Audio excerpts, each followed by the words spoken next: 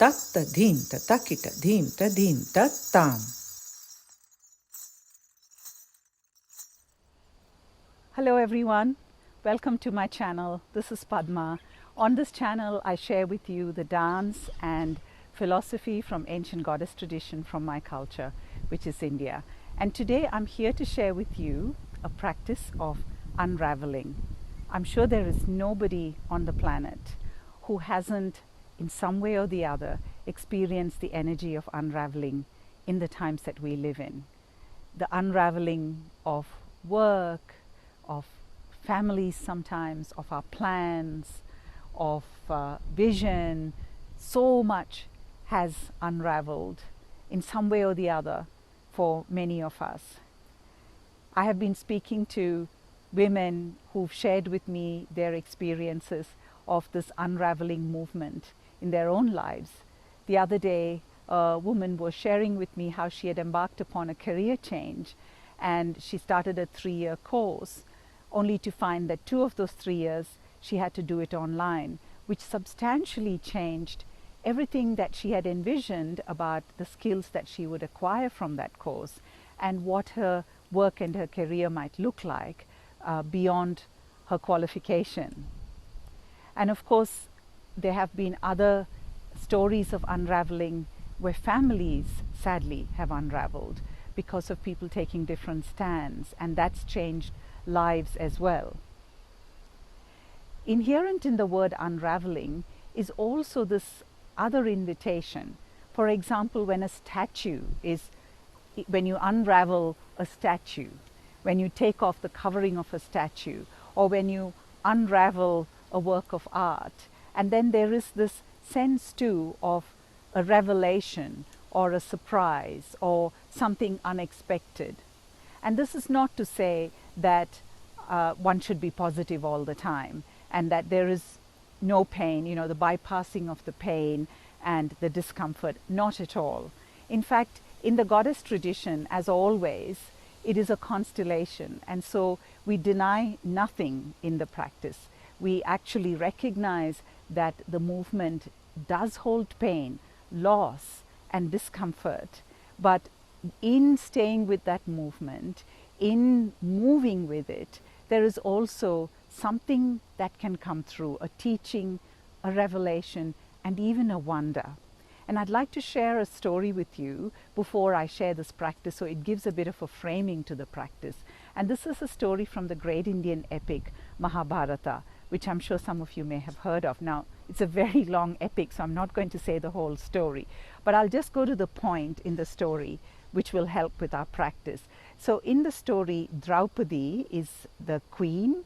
She is a very strong, fierce, intelligent woman, and it so happens that she is married to 5 brothers. Now there's a big story behind that, but we won't go into that. But she ends up as the wife of 5 brothers, and these brothers are in conflict with their cousins who are a bigger group. And in order to resolve the conflict, it's decided that they will play a game of dice, gamble in other words. And the cousins cheat in gambling, in this game of dice. And these 5 brothers have staked everything. They've staked their kingdom, they've lost everything, and finally they stake Draupadi, and they lose her as well. So this fierce, proud queen is dragged into the full court, where all these cousins and these 5 husbands and their courtiers and ministers and their spiritual teachers and their wise uncles and elders, all of them are sitting, and she's dragged by her hair into this court, and she is ordered to be stripped or disrobed. Draupadi puts up a fierce resistance. She questions the justice of the decision. She questions, who has the right to stake her. So she does all this questioning to no avail.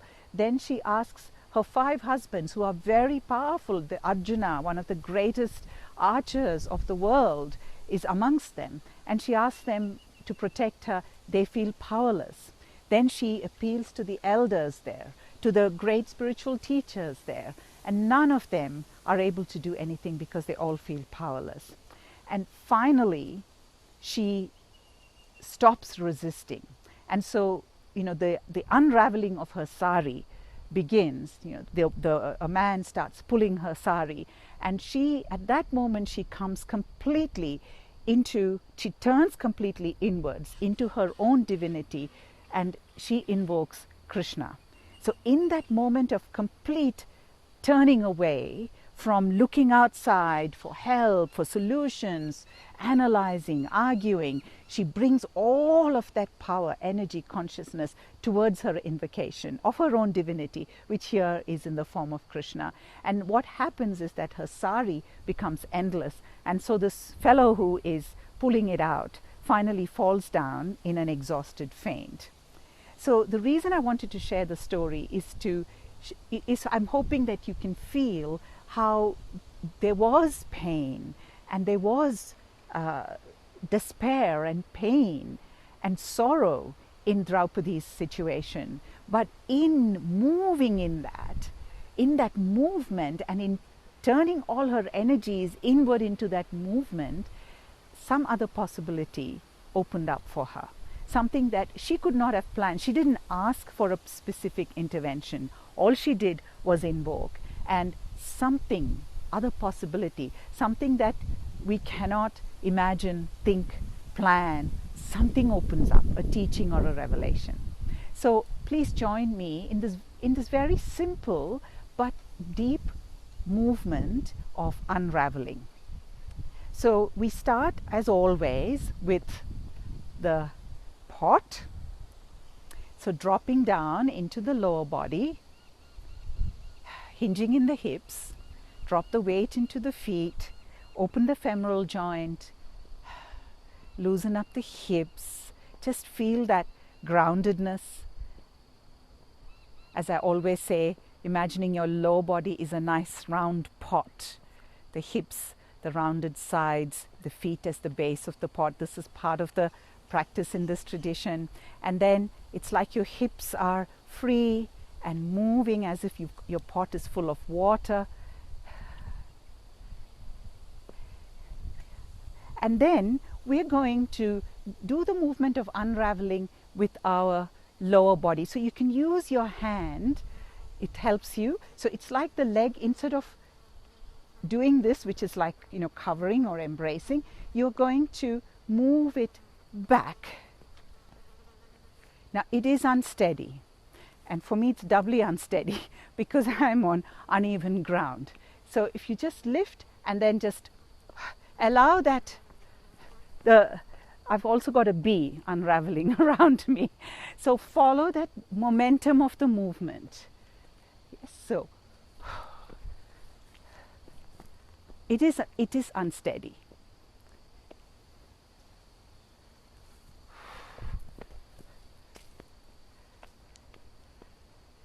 And now you can also use your hand. So it's like somebody's pulling it, this side of your body is a cloth. Someone's just pulling it out, just as they were pulling Draupadi's sari out. So it's important to sometimes when the arm starts, we then start using the arm for the movement. So it's important to still feel that momentum in the lower body. And you can also do the other side the same way.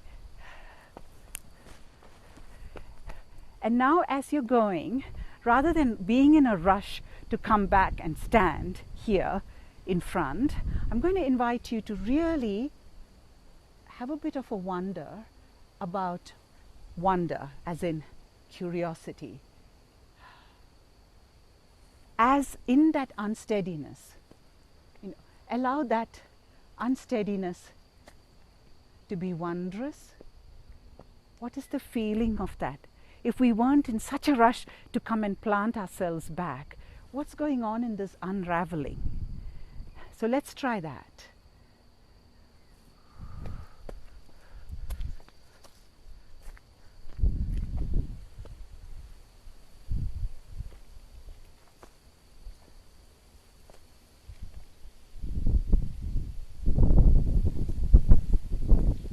And again, can you see, if you're not so hell-bent on coming back and standing here, there's actually a lot of movement and possibilities. So let's try that again.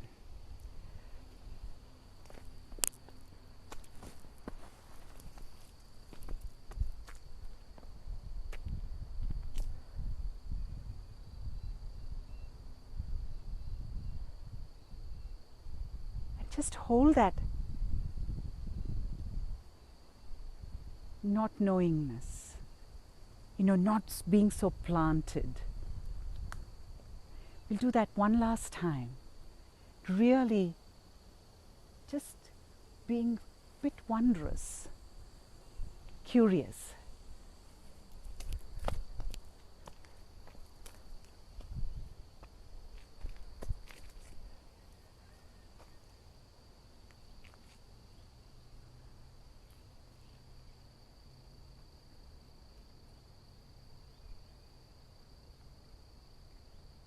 And just come back and hold that, that sense of,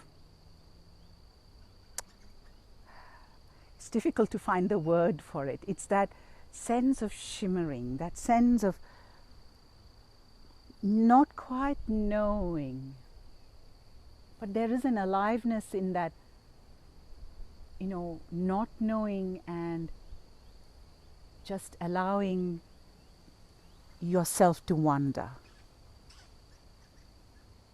Even though it's uncomfortable, even though it's unsteady, and you're feeling somewhat all over the place and not terribly comfortable, but if even in that sense of not being completely in control and standing there in stability, there is a sort of curiosity and wonder in that not knowingness, in that not being plantedness. So I hope you can feel that, and I hope that sometimes you will be able to move this practice in the unraveling energy of the times we live in. Sometimes the women that I practice with, especially in the individual program, they share with me that when they're going about their daily lives, suddenly a movement that they've been doing comes into their body, and then my invitation then is to actually see what that movement is revealing about the energy around them, about the constellation of things that are going on around them. Because these movements, once you have it in your body, they have really great wisdom.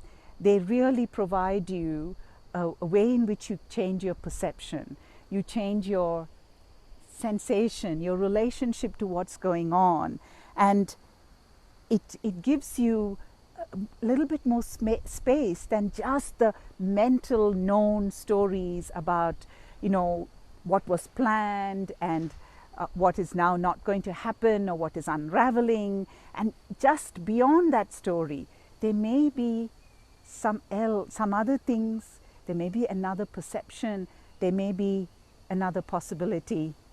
And a tree just not very far from me kind of unraveled and just fell down. It's a couple of dry branches that just unraveled from the tree and just dropped down as I was sharing this with you. So yes, please don't do this under a tree that's about to unravel, but I do hope that you will enjoy your practice, and I look forward to your company next time. Thank you.